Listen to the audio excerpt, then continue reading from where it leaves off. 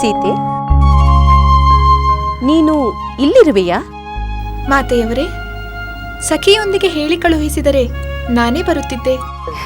ಇಲ್ಲ ಸೀತೆ, ಇಂದು ನಾನೇ ನಿನ್ನನ್ನು ಬಂದು ನೋಡಬೇಕೆಂದು ಅಪೇಕ್ಷಿಸಿದೆ. ನನಗೆ ನೀನು ಏನು ಮಾಡುತ್ತಿರುವೆ ಎಂದು ನೋಡುವ ಕುತೂಹಲ, ಅದಕ್ಕೆ ನಾನೇ ಧಾವಿಸಿ ಬಂದೆ. ಏಕೆ ಮಾತೆಯವರೇ? ನನ್ನಿಂದ ನಿಮ್ಮ ಮನಸ್ಸಿಗೆ ಬೇಸರವಾಗಲಿ ನಿರಾಶೆಯಾಗಲಿ ಉಂಟಾಗಿದೆಯೇ? ಖಂಡಿತವಾಗಿಯೂ ಇಲ್ಲ ಸೀತೆ. ನೀನು ಮಾಡುತ್ತಿರುವ ಕಾರ್ಯ ಸಂತೋಷವನ್ನುಂಟು ಮಾಡುತ್ತಿದೆ. ಅಯೋಧ್ಯೆ ಮಹಾರಾಜರ ಹಿರಿಯ ಸೊಸೆ ನೀನು. ಸಾಧಾರಣ ಹೆಣ್ಣಿನಂತೆ ಹೂಗಳನ್ನು ಬಿಡಿಸುತ್ತಿರುವುದನ್ನು ಕಂಡು ನನಗೆ ಆಶ್ಚರ್ಯವೂ ಆಗುತ್ತಿದೆ, ಆನಂದವೂ ಆಗುತ್ತಿದೆ. ಮಾತಾಮಯಿ, ಮಿಥಿಲೆಯಲ್ಲಿಯೂ ಕೂಡ ರಾಜ್ಯೋದ್ಯಾನದಲ್ಲಿ ನಾನೇ ಸ್ವತಃ ಹೂಗಳನ್ನು ಬಿಡಿಸಿ ತಂದು ಪೂಜೆಗೆ ಹೂಮಾಲೆಯನ್ನು ಕಟ್ಟುತ್ತಿದ್ದೆ. ಹೂಗಿಡಗಳನ್ನು ಬೆಳೆಸುವುದು, ಪೋಷಿಸುವುದು ನನಗೆ ಪ್ರಿಯವಾದ ಕೆಲಸಗಳು.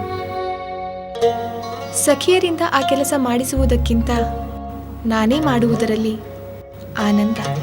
ಸೀತೆ, ನಿನ್ನ ಗುಣಗಳಲ್ಲಿ ಪರಿಸರ ಪ್ರೇಮ ಗುಣವು ನನಗೆ ಮೆಚ್ಚುಗೆಯಾಗಿದೆ.